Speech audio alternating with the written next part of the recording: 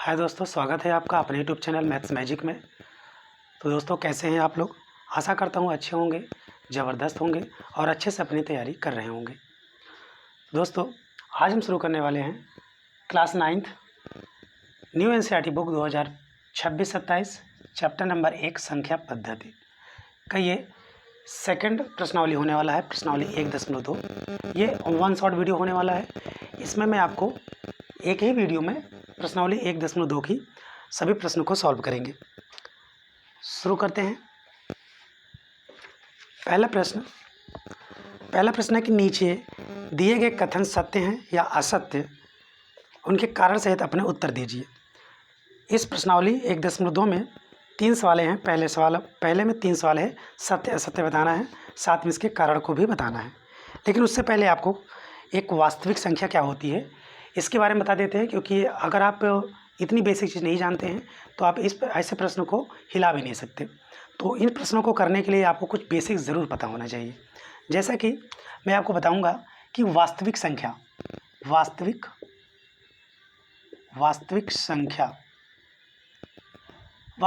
जिसे हम कहते हैं रियल नंबर, यह 2 तरह का होता है। अर्थात ऐसे कह सकते हैं कि इसके 2 बेटे होते हैं। एक होता है परिमेय संख्या, दूसरा होता है अपरिमेय संख्या।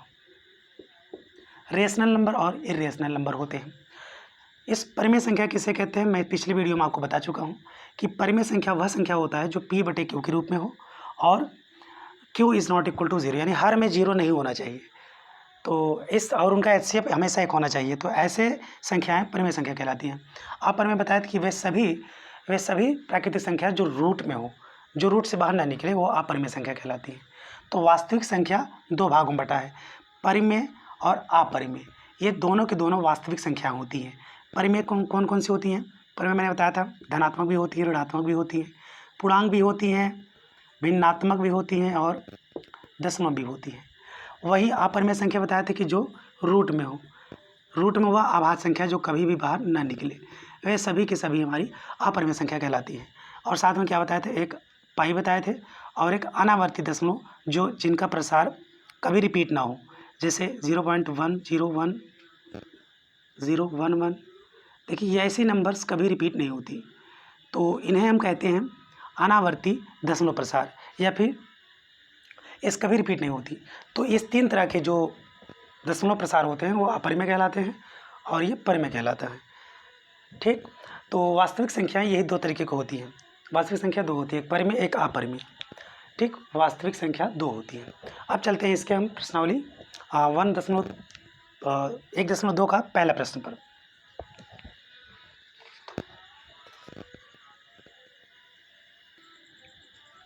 देखिए दोस्तों, पहला प्रश्न है आपके सामने कि नीचे दिए गए कथन सत्य हैं या असत्य, कारण के साथ अपने उत्तर दीजिए। पहला प्रश्न है कि प्रत्येक अपरिमेय संख्या एक वास्तविक संख्या होती है। प्रत्येक अपरिमेय संख्या एक वास्तविक संख्या होती है। तो यह कथन सत्य हो जाएगा। यह कथन सत्य है। कारण क्या है? देखिए, कारण कैसे पता करेंगे। कह रहा है कि प्रत्येक अपरिमेय संख्या एक वास्तविक संख्या होते हैं। मैंने जस्ट अभी इसके पहले बताया कि जो वास्तविक होते हैं, वास्तविक के 2 बेटे हैं। वास्तविक के कितने बेटे हैं? 2 बेटे। एक परिमेय होता है और एक अपरिमेय होता है। एक परिमेय होता है और एक अपरिमेय होता है। तो मैंने बताया कि वास्तविक जो नंबर है, इसके 2 पुत्र हैं, एक परिमेय एक अपरिमेय। तो इसमें कह रहा है कि प्रत्येक अपरिमेय संख्या, यानी प्रत्येक अपरिमेय संख्या एक वास्तविक होते हैं, क्योंकि प्रत्येक अपरिमेय संख्या वास्तविक होते हैं, क्योंकि वास्तविक तो 2 होते हैं, तो सभी के सभी अपरिमेय वास्तविक भी कहलाएंगे। तो इसीलिए यह कथन सत्य होगा। आप कारण क्या लिखेंगे? कारण में लिखेंगे, एक सेकंड, थोड़ा इसे इरेज कर देता हूँ। कारण लिखेंगे क्योंकि प्रत्येक अपरिमेय संख्या एक वास्तविक संख्या होती है। एक वास्तविक संख्या होती है। क्लियर? प्रश्न संख्या 2 पे चलते हैं। प्रश्न संख्या 2 क्या कहता है? प्रश्न संख्या 2 कहता है कि संख्या रेखा का प्रत्येक बिंदु रूट m के रूप का होता है, जहां m एक प्राकृतिक संख्या है। कह रहा है कि संख्या रेखा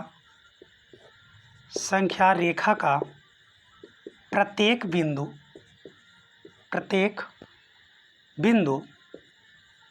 रूट m के रूप का होता है,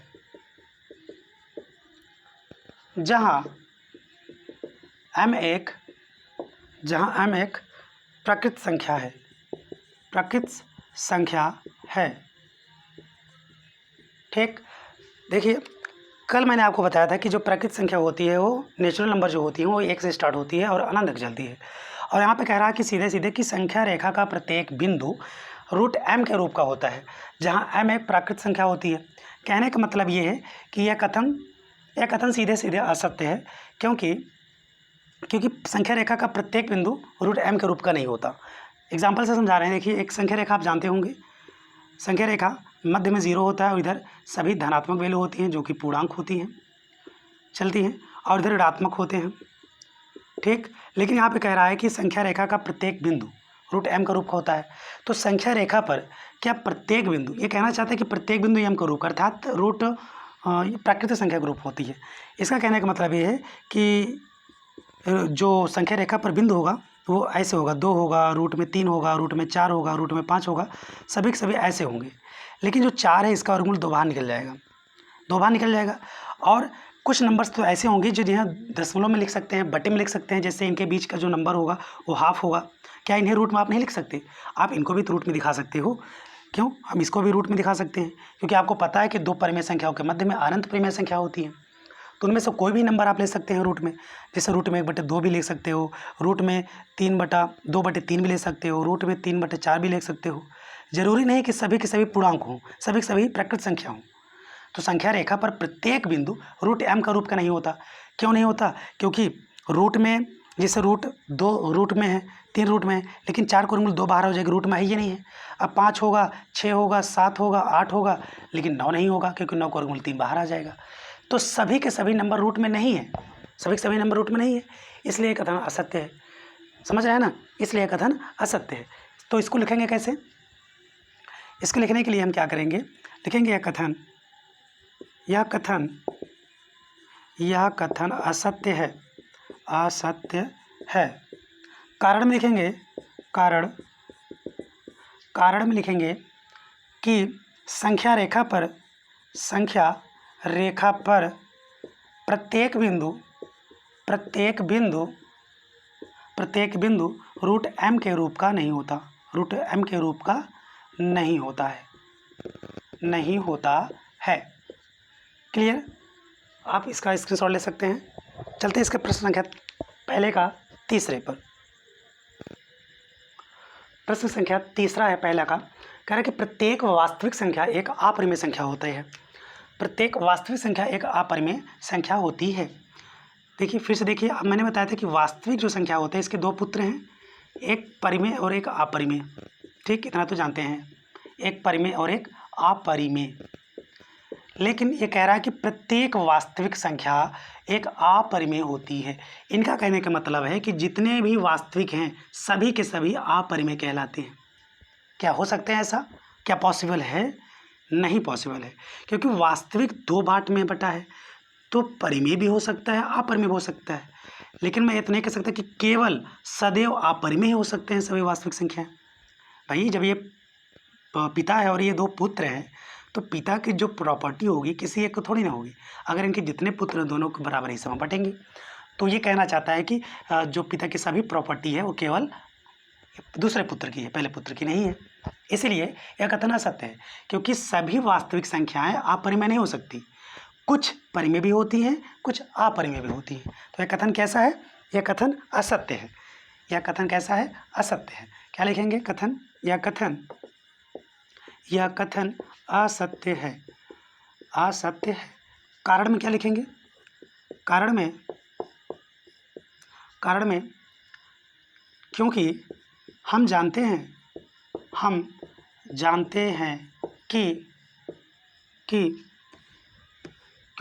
हैं कि प्रत्येक प्रत्येक वास्तविक संख्या प्रत्येक वास्तविक संख्या प्रत्येक वास्तविक संख्या परिमेय परिमेय तथा अपरिमेय अपरिमेय दोनों हो सकती हैं, दोनों हो सकती हैं, हो सकती हैं। क्लियर, समझ में आया? क्योंकि प्रत्येक वास्तविक संख्या एक अपरिमेय नहीं हो सकती, क्योंकि प्रत्येक वास्तविक संख्याएं दोनों हो सकती हैं, वह परिमेय भी हो सकती हैं और अपरिमेय भी हो सकती हैं। जबकि ये कह रहा था कि नहीं, केवल अपरिमेय होंगी। अगर ये ऐसे पूछा होता कि प्रत्येक परिमेय वास्तविक हो सकती हैं तो हो सकती है, और ये ऐसे पूछा होता कि प्रत्येक अपरिमेय वास्तविक हो सकती हैं तो हो सकती हैं। चलते हैं प्रश्न संख्या 2 पर।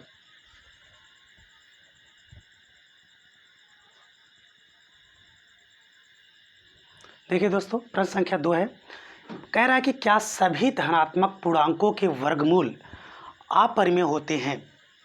यदि नहीं तो एक ऐसी संख्या के वर्गमूल का उदाहरण दीजिए जो एक परिमेय संख्या है। ठीक, आप प्रश्न को समझिए। देखिए, प्रश्न को रटना नहीं होता, प्रश्न को अच्छे से समझना होता है ताकि आप अच्छे से एग्जाम में इसके परफॉर्मेंस कर सकें। क्या सभी धनात्मक पूर्णांक के वर्गमूल अपरिमेय होते हैं? अब देखते हैं। आप जानते हैं कि जितने भी पूर्णांक होते हैं 2 तरीके के होते हैं, एक धनात्मक पूर्णांक होता है, एक ऋणात्मक पूर्णांक होता है। जितने भी पूर्णांक होते हैं धनात्मक और ऋणात्मक दोनों होते हैं। ठीक, इधर माइनस में चलते हैं। क्लियर, तो धनात्मक पूर्णांक और ऋणात्मक पूर्णांक दोनों होते हैं। यह कहना चाहता है कि क्या सभी धनात्मक पूर्णांक, केवल धनात्मक पूर्णांक की बात कर रहा है, कह रहा है कि क्या सभी धनात्मक पूर्णांक के वर्गमूल अपरिमेय होते हैं? यदि नहीं तो कोई ऐसी संख्या का वर्गमूल का उदाहरण दीजिए जो एक परिमेय संख्या हो। तो पहले आप प्रूफ करिए क्या ये सत्य है। अगर सत्य है तो कैसे, देखते हैं। ये कहना चाहता है कि सभी धनात्मक संख्या के वर्गमूल अपरिमेय होते हैं। देखिए एग्जाम्पल से, मैं अगर एग्जाम्पल से समझाऊं, क्या √1 एक अपरिमेय संख्या है? बताइए, अपरिमेय संख्या है? नहीं, एक परिमेय संख्या है, क्योंकि एक वर्गमूल एक बाहर आ जाता है। अगर मैं यही कहूँ √2, क्या √2 बाहर निकल सकता है? नहीं, है एक अभाज्य संख्या है जो रूट के अंदर है, बाहर नहीं निकल सकती। चलो ठीक है, तो अपरिमेय हो गई। फिर तीसरा √3, ये भी एक अपरिमेय संख्या, क्योंकि आप इसे बाहर नहीं कर निकाल सकते। √4, 4 का वर्गमूल 2 बाहर आ जाएगा, जो कि एक क्या है, परिमेय संख्या है। क्या है, एक परिमेय संख्या है। और ये क्या थी, अपरिमेय थी, अपरिमेय थी, ये भी अपरिमेय है। क्या √5 एक अपरिमेय है, √6 एक अपरिमेय है, √7 एक अपरिमेय है, √8 एक अपरिमेय है, और √9 का वर्गमूल 3 बाहर आ जाएगा, जो कि क्या है, परिमेय है। तो क्या ये फॉलो कर रहा है जो ये कह रहे हैं? इनका कहने का मतलब है कि क्या सभी धनात्मक पूर्णांकों के वर्गमूल अपरिमेय होते हैं? देखिए, मैं सभी धनात्मक पूर्णांक लिया हूँ जो 1 से 9 तक लेकर गया हूँ। आप अगर देख सकते हैं तो सभी के सभी अपरिमेय नहीं निकल रहे हैं, कुछ परिमेय भी हैं, अपरिमेय हैं, कुछ परिमेय हैं, कुछ अपरिमेय हैं, कुछ परिमेय हैं। तो सभी सभी सभी वर्ग अपरिमेय संख्या नहीं हो सकती। तो कह रहा है कि यदि नहीं है तो इसका कोई एक एग्जाम्पल दीजिए जो कि परिमेय संख्या हो। तो हम इसका एक एग्जाम्पल देंगे। ठीक, तो यहाँ लिखेंगे, पहले लिखेंगे, यहाँ लिखेंगे नहीं, नहीं। ठीक, तो सभी धनात्मक पूर्णांकों के वर्गमूल अपरिमेय नहीं होते, और इसका एग्जाम्पल लेना है हमें, कोई एक ऐसा एग्जाम्पल देना है जो कि परिमेय हो। तो आप ले लीजिए एग्जाम्पल में कुछ, कोई एक उदाहरण, 2 उदाहरण ले लीजिए। रूट में 4 ले लीजिए, 4 का वर्गमूल 2 है। आप √9 ले लीजिए, वर्गमूल 3 है, जो कि क्या है, परिमेय संख्या है, परिमेय संख्या है। क्लियर? ठीक, उम्मीद करता हूँ कि आपको ये प्रश्न समझ में आया होगा। चलते हैं इसके नेक्स्ट प्रश्न, प्रश्न संख्या 3 पर। दोस्तों देखते हैं प्रश्न संख्या 3। प्रश्न संख्या 3 में कहता है कि दिखाइए कि संख्या रेखा पर √5 को किस प्रकार निरूपित किया जा सकता है। देखिए संख्या रेखा पर, देखिए संख्या रेखा होता क्या है, पहले आप समझिए संख्या रेखा होता क्या है। देखिए जो संख्या रेखा होता है, संख्या रेखा पर आप परिमेय और अपरिमेय दोनों बिंदुओं को, दोनों अंकों को दर्शा सकते हैं, क्योंकि परिमेय संख्या रूट में भी होती है, अपरिमेय संख्याएं रूट में होती है जो जिन्हें हम बाहर नहीं निकाल सकते। तो इनको भी आप संख्या रेखा पर दर्शा सकते हैं, और जो परिमेय होती हैं उन्हें आप दर्शा ही सकते हैं। देखिए सभी परिमेय संख्या हैं, आप इन्हें रूट में दर्शा सकते हो और संख्या रेखा पर दर्शा सकते हो। ठीक, ऋणात्मक भी दर्शा सकते हैं आप, धनात्मक भी दर्शा सकते हैं। तो जो अपरिमेय होते हैं उनको भी संख्या रेखा पर दर्शा सकते हैं। तो परिमेय संख्या तो दर्शा सकते हैं आप, अपरिमेय कैसे दर्शाते हैं उसके बारे में यहाँ पर मैं बताऊँगा आपको। ठीक है, दिखाते हैं। लेकिन रूट 5 से हल करने से पहले आपको क्या करना पड़ेगा, आपको समकोण त्रिभुज का जो पाइथागोरस प्रमेय होता है वो आपको पता होना चाहिए। देखिए, आप अगर पढ़े होंगे देखिए, पाइथागोरस प्रमेय पढ़े होंगे। एक समकोण त्रिभुज होता है। समकोण त्रिभुज किसे कहते हैं? समकोण त्रिभुज यानी राइट एंगल समकोण त्रिभुज। समकोण त्रिभुज उसे कहते हैं जिसका एक एंगल क्या हो, 90 डिग्री का हो, जिसे हम ऐसे डिनोट करते हैं, और बाकी दो एंगल न्यून कोण हो, 90 से छोटे हों। इनका नामकरण कर लेते हैं ए और बी और सी। ठीक, ये बहुत इंपॉर्टेंट सवाल है, इसको ध्यान समझिएगा। इसके केवल 3 ही प्रश्न हैं, रूट 5, रूट 2 और रूट 3। इन्हीं 3 प्रश्न से आपको मिलेगा कि इनको आप संख्या रेखा पर दर्शाइए। तो हम तीनों को बारी बारी से बताएंगे। पहले रूट 5 बता रहे हैं। हम क्या करेंगे, ये समकोण त्रिभुज है, ये इसका 90 डिग्री कोण होता है। जिस पर ये एंगल बना होता है उसके नीचे वाला बेस होता है, जिसे हम आधार कहते हैं। ये आधार कहलाता है। और जो तिर्यक रेखा होती है, जो सबसे बड़ी रेखा होती है, उन्हें हम कहते हैं कर्ण। ठीक, और जो सीधी रेखा होती है, जो लंब होती है, उसको हम लंब कहते हैं। ये लंब है। ठीक, ये बेस है, ये हाइपोटेनस है, और ये लंब, कर्ण और आधार। तो आप एक पाइथागोरस जानते होंगे, पाइथागोरस प्रमेय। पाइथागोरस एक व्यक्ति थे जिन्होंने अपने नाम पर एक इस प्रमेय को बताया। उन्होंने बताया कि समकोण त्रिभुज की दो छोटी भुजाओं के वर्गों का योग तीसरी भुजा के वर्ग के बराबर होता है। यहीं से एक फार्मूला बना। उन्होंने बताया कि जो तीसरी सबसे बड़ी भुजा है उसका वर्ग बराबर होगा दो अन्य छोटी भुजाओं के वर्ग के, अर्थात लंब का वर्ग प्लस आधार का वर्ग। तो कर्ण का स्क्वायर बराबर लंब का स्क्वायर प्लस आधार का स्क्वायर, ये होता है आपका कर्ण। ये इनका प्रमेय है। आप इसको ऐसे भी लिख सकते हो, रूट स्क्वायर उस साइड जाएगा राइट हैंड साइड में, तो ये रूट बन जाता है। तो यहाँ हो जाएगा लंब का स्क्वायर प्लस आधार का स्क्वायर। यही है पाइथागोरस प्रमेय। इसी के ज़रिए हम इस प्रश्न को सॉल्व करेंगे। ये पाइथागोरस प्रमेय आपको आना चाहिए। अब चलते हैं रूट 5 को किस तरह सॉल्व करेंगे। देखिए, रूट 5 करने से पहले आपको ये पता होना चाहिए कि रूट में 5 आएगा कब, किस तरह आएगा रूट में 5। देखिए, अगर हमें रूट 5 बनाना है, रूट 5 कब बनेगा, जब आप अगर कर्ण निकाल रहे हैं, लंब में आप जो लंब है, लंब को आप 1 रखें, ठीक, और 1 स्क्वायर, जो इनका बेस है आप 2 लें, तो क्या हो जाएगा, ये 1 स्क्वायर 1 होगा, 2 का स्क्वायर 4 होगा, तो 4 1 रूट में 5 हो जाएगा, तभी जाकर रूट 5 होगा। यानी हमें कहीं ना कहीं जो बेस है इसका वो 2 यूनिट लेना है, और जो इनका लंब है वो 1 लेना है, तभी आपका जो कर्ण होगा रूट में 5 आएगा। अब चलते हैं प्रश्न की तरफ। आपको ये प्रमेय याद रखना है कि पाइथागोरस प्रमेय क्या होता है। ठीक, आप इसका स्क्रीनशॉट ले लें। अब इसके बाद मैं आपको इसका सॉल्व करते हैं इस प्रश्न को। देखिए, आपको एक संख्या रेखा बनाना है। संख्या रेखा पर नंबर्स को लिखते चले जाना है। यहाँ 0 है, 0 से 1, 1 के बाद 2 आएगा, 2 के बाद 3 आएगा। हमें रूट 5 लेना है। रूट 5 कब आएगा, मैंने बताया कि बेस में आपको 2 लेना है। आप इसको कॉपी में बनाएंगे तो स्केल और पेंसिल और एक प्रकार ले लेना है, तभी अच्छे से बन पाएगा। आपको क्या करना पड़ेगा, एक आप स्केल से कुछ सेंटीमीटर 5-6 सेंटीमीटर की एक रेखा खींचना। उस रेखा पर जो बेस होगा वहाँ पर 2 यूनिट तक आपको लेना है, सिर्फ 2 यूनिट तक। और उसके बाद इस पर एक 90 अंश का एंगल बनाना है। इस 2 पर 90 अंश का एंगल बनाना है। 90 अंश का एंगल बनाना है। एंगल कैसे बनाएंगे, अगर आप प्रकार से बना रहे हैं तो आपको प्रकार से बनाने के लिए आप क्या करना पड़ेगा, इस 2 पे ऐसे रखकर एक चाप लगाना पड़ेगा। ठीक, आप जब ऐसे एक चाप लगाएंगे और जहाँ से लगाएंगे वहाँ से कट करेंगे, और उसके बाद वहीं से रख के एक कट और मारेंगे, फिर दोनों को रख के 2 कट मारेंगे तो 90 अंश बनेगा। अगर आप ऐसे नहीं कर पा रहे हैं, सीधा आप चाँदा रखिए, चाँदा से 90 अंश का एंगल खींच दीजिए, सीधा ऐसे 90 अंश का एंगल। आप इसे अगर पेपर पेन से बनाएंगे कॉपी पे तो बहुत अच्छे से बनेगा। स्केल से, स्पोर्ट भी स्केल में नहीं लग सकता। तो 90 अंश का एंगल आपको बनाना है। 90 अंश का एंगल बनाने के बाद आपको यहाँ पे सिर्फ 1 यूनिट लेना है। इसकी जो डिस्टेंस होगी, ऊंचाई होगी, सिर्फ 1 लेना है। अब मान लीजिए 1 यहाँ तक रहेगा। ठीक, इसको आप 0 से सीधा मिला दीजिए। ठीक, मिला दीजिए। अब देखिए, 2 बेस में 2 है और लंब इसका 1 है। अगर इसका स्क्वायर करोगे तो यहाँ पे क्या आ जाएगा, रूट में 5 आ जाएगा। इनका नामकरण कर लीजिए, ये O है, A है और ये B है। ठीक, हम निकालते हैं, हमें ओ ए की लंबाई निकालनी है। तो ए बोले तो कर्ण की लंबाई निकालनी है। इसकी लंबाई क्या हो तो रूट में बेस यानी ओ बी का स्क्वायर प्लस इसका लंब बोले तो ए बी का स्क्वायर। तो रूट ओ बी क्या है, ओ बी की कितनी यूनिट, 2 की यूनिट, 2 का स्क्वायर करेंगे। ए बी बोले तो इसकी यूनिट एक का स्क्वायर करेंगे। तो 2 का स्क्वायर 4 होता है, 1 का स्क्वायर 1 होता, 4 1 रूट में 5 हो जाएगा। तो हमने जो ओ ए की लंबाई है और रूट में 5 पता चल गई, अर्थात इसकी लंबाई रूट 5 है।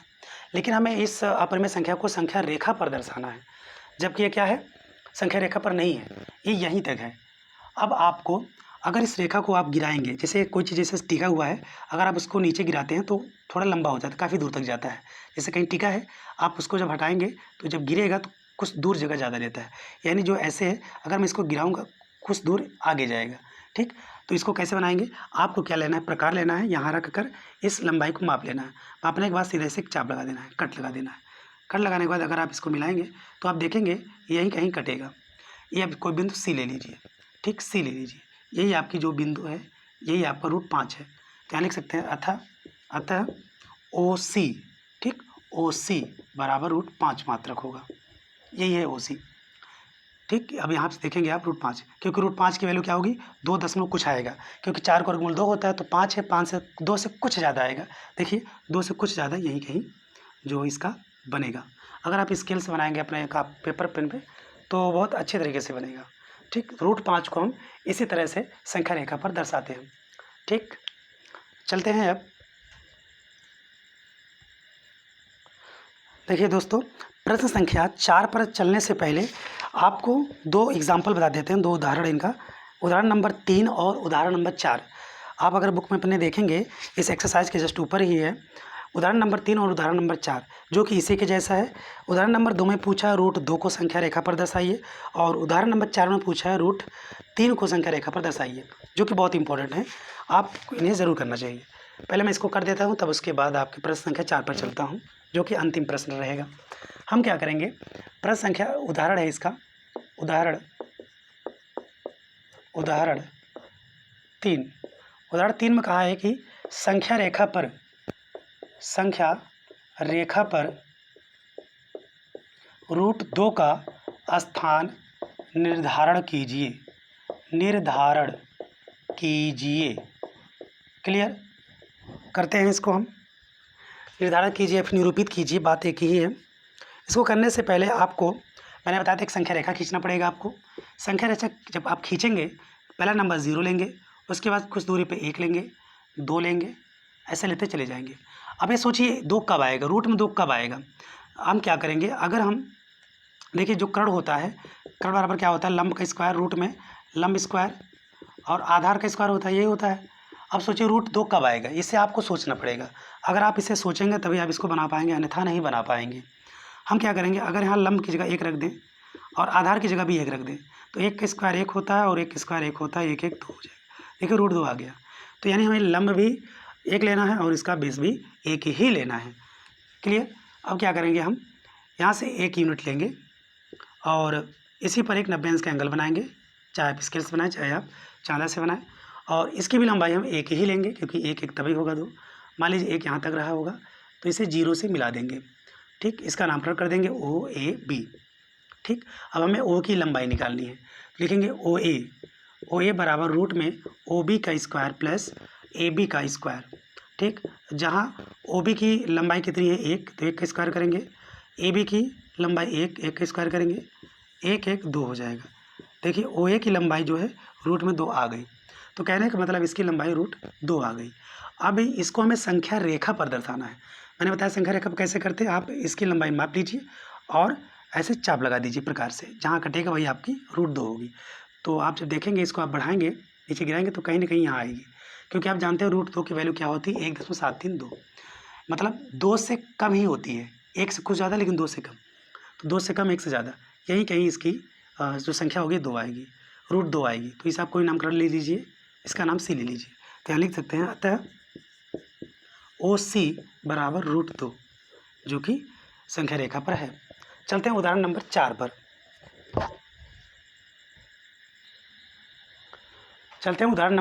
उदाहरण नंबर 4 कहता है कि वास्तविक संख्या रेखा पर √3 का स्थान निर्धारण कीजिए। देखिए ये बहुत ही इंपॉर्टेंट है, ये वाला √3 का। इसको करने के लिए आपको क्या करना पड़ेगा, एक संख्या रेखा खींचनी पड़ेगी। संख्या रेखा पर कोई छोटा पड़ जाएगा, थोड़ा नीचे एक संख्या रेखा खींचनी पड़ेगी, जहाँ पे 0, 0 के बाद 1, 1 के बाद 2, 2 के बाद 3। हमें √3 बनाना है। √3 बनाने के लिए आपको ये पता होना चाहिए कि √3 किस तरह से आएगा। देखिए √3 कैसे आएगा, अगर आप पाइथागोरस प्रमेय से निकालना चाहें तो जो लंब होगा, लंब अगर हम उसको √2 रखें, √2 इसका स्क्वायर करेंगे, और जो लंब है, लंब और आधार में 1 रख देता हूँ, 1 का स्क्वायर करता हूँ। देखिए √2 का स्क्वायर जब भी करोगे आप तो रूट में से बाहर संख्या निकल जाती है और एक वर्ग 1 होता है, 2 1 3 हो गया ना। तो √3 तभी बन पाएगा, यानी इसे 2 बार बनाना है। पहले हम इसको √2 बनाएंगे, उसके बाद √3 बनाएंगे। ठीक, पहले √2 को निर्माण करते हैं। √2 कैसे बनाएंगे, हम क्या करेंगे, पहले इस 1 पर एक 90 अंश का एंगल बनाएंगे। इस 1 पर, यहाँ से इसकी यूनिट 1 लेंगे और यहाँ से भी इसकी यूनिट हम 1 लेंगे। ठीक, और यहाँ कहीं इसकी बिंदु है, इसको आप 0 से मिलाएंगे तो ये आपका, इसे मैं OAB कह देता हूँ। अब आप पहले इसकी लंबाई निकालिए। ठीक, इसकी लंबाई, जब इसकी लंबाई निकालेंगे तो इसकी लंबाई कैसे निकलेगी, OA बराबर रूट में OB² प्लस AB का स्क्वायर। तो जो OB है ये 1 है और AB की लंबाई 1 है, 1 का स्क्वायर करेंगे आप तो ये √2 आ जाएगा। ये आपका OA की लंबाई आ गई, ये √2 है। अब हमें √3 लाना है। √3 लाने के लिए आपको क्या करना पड़ेगा, यहाँ पर एक लंब और खींचना पड़ेगा। इस जगह पर जहाँ पे कट रहे हैं इस पर एक लंब खींचना पड़ेगा। आप स्केल से खींचिए चाहे जिससे खींचिए, एक लंब खींचिए। ठीक, इस पर एक लंब डाल दीजिए। अगर आप इस पर एक लंब खींचेंगे, सीधे एक लंब खींच दीजिए। अब देखिए ये आपका बेस हो गया √2। आप इसको आप 1 ले लीजिए, 1 यूनिट ले लीजिए, मान लीजिए यही है, इसकी लंबाई आप 1 ले लीजिए, 1। और ये आपका हमेशा 90 अंश का एंगल बनेगा इस जगह पर। थोड़ा आप स्केल नहीं इसलिए अच्छे से नहीं खींच रहा है, अगर आप इसको ध्यान से खींचेंगे तो ये हमेशा 90 अंश का एंगल बनेगा। ठीक, 90 अंश का एंगल बनेगा। इसकी लंबाई आप 1 ले लीजिए यहीं कहीं, और इनको आप मिला दीजिए। ठीक, अभी अब आपका बेस ये बन गया, ये बेस है, ये आपकी लंब है, इसका नामकरण कर लीजिए ABC, इसे C मान लीजिए। ठीक, अब हमें निकालना है OC की लंबाई निकालना है। तो OC इक्वल टू क्या होगा, रूट में OA का स्क्वायर और AC का स्क्वायर। तो OA कितना है, OA √2 है और AC की वैल्यू 1 है, 1 स्क्वायर। तो √2 का स्क्वायर करेंगे आप 2 ही होगा, 1 स्क्वायर 1 होगा, इन्हें आप जोड़ेंगे तो 3 हो जाएगा। तो OC की लंबाई कितनी आ गई, 3 आ गई। ये आपका रूट में 3 आ गया OC की लंबाई। अब इसे संख्या रेखा पर लाना है, तो संख्या रेखा मैंने कैसे बताया था कि आप प्रकार लेना है, इसकी लंबाई को मापना है और कट लगाना है। तो हम क्या करेंगे, सीधा अगर आप कट लगाएंगे तो कहीं ना कहीं यहीं कहीं आएगा, यही आपका, ये आप D मान लीजिए, ये आपका √3 की आ गई, √3 आ गई। तो लास्ट में लिख दीजिए अतः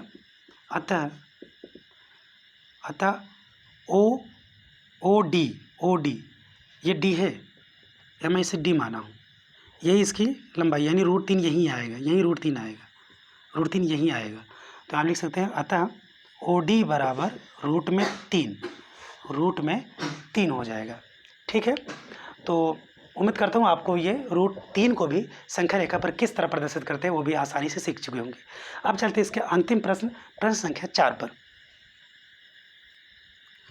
देखिए दोस्तों, प्रश्न संख्या 4 है वो आपके कक्षा के लिए क्रियाकलाप है। अगर आप ध्यान से देखेंगे अपनी बुक में, देखिए प्रश्न अगर दिख रहा होगा, देखिए प्रश्न संख्या 4, ये बहुत इतना लंबा सा है, एक क्रियाकलाप है, इसको आपको क्लास में मतलब करना पड़ेगा। तो इसको मैं बता देता हूँ। फिलहाल लिखा है कि मैं सवाल को पढ़ रहा हूँ, अपने किताब में देखकर पढ़ें। कागज़ की एक बड़ी शीट लीजिए और नीचे दी गई विधि से वर्गमूल सर्पिल की रचना कीजिए। सबसे पहले एक बिंदु O लीजिए और एकक लंबाई का रेखाखंड OP खींचिए, और एकक लंबाई वाले OP1, P2, P3 ऐसे ही कई रेखाखंड हमें खींचना है। और इसी प्रक्रिया को जारी रखते हुए आपको √2, √3, √4 को दर्शाने वाली एक सुंदर सर्पिल तैयार होगी। ठीक, स्टार्ट करते हैं। देखिए इस सर्पिल को तैयार करने के लिए हम क्या करेंगे, एक संख्या रेखा को खींचेंगे, संख्या रेखा खींचेंगे। इस संख्या रेखा पर एक बिंदु 0 लेंगे हम, 0 से कोई एक बिंदु में 1 लूँगा, 1 के बाद ऐसे 2, लेकिन इसके आगे की ज़रूरत नहीं है हमें इस पर एक सर्पिल बनाना है। सबसे पहले हमें क्या √2, √3 और √4 तक हमें संख्या रेखा पर प्रदर्शित करना है। हम क्या करेंगे, आपको पता है कि √2 बनाते कैसे हैं, एक इधर लेते हैं, इसकी यूनिट आधार 1 लेते हैं और इसका लंब भी 1 लेते हैं, तभी हमको मिलेगा √2। अब इनका जब स्क्वायर करोगे आप निकालोगे तो ये कहीं ना कहीं √2 निकलेगा, ये तो निकलता है ना, √2 निकलेगा, 1 और 1 स्क्वायर करोगे तो। अब हमें √3 लाना है, √3 कैसे बताए थे, आप इसी जगह पर एक लंब डाल लीजिए, लंब खींच लीजिए, वो भी 1 यूनिट हमेशा लीजिए 1।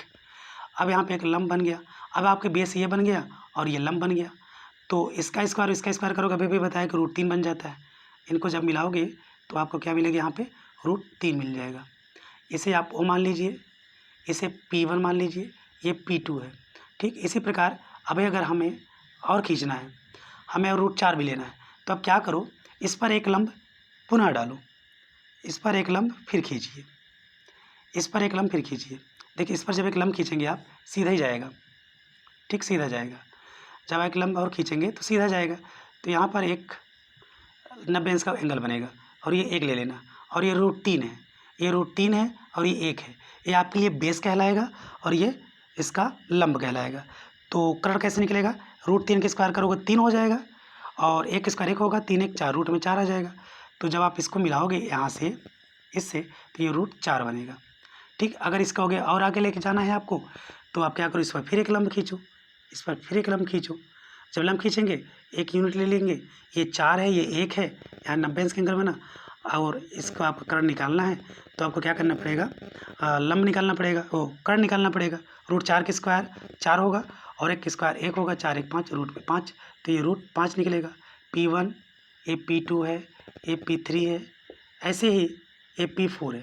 ऐसे आप और आगे ले जा सकते हैं, यानी बार बार लंब खींचते जाइए, आपके आगे एक सर्पिल तैयार होता चला जाएगा, एक सर्कल तैयार हो जाएगा।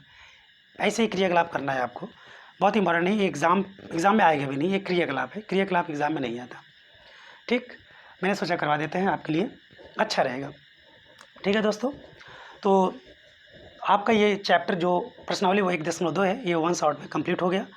तो आशा करता हूँ आप दोस्तों आपको ये प्रश्न बहुत अच्छे तरीके से समझ में आया होगा, और थोड़ी बहुत अगर त्रुटि होगी तो उसे कमेंट में ज़रूर बताएं ताकि हम उसको अच्छे से और सुधारें। और तो दोस्तों, अगर आप चैनल पर नए हैं तो हमारे चैनल को सब्सक्राइब करके बेल आइकन ज़रूर प्रेस कर लें ताकि नेक्स्ट वीडियो का नोटिफिकेशन आप तक तुरंत पहुँचे। ठीक है दोस्तों, मिलते हैं नेक्स्ट वीडियो में, तब तक के लिए जय हिंद।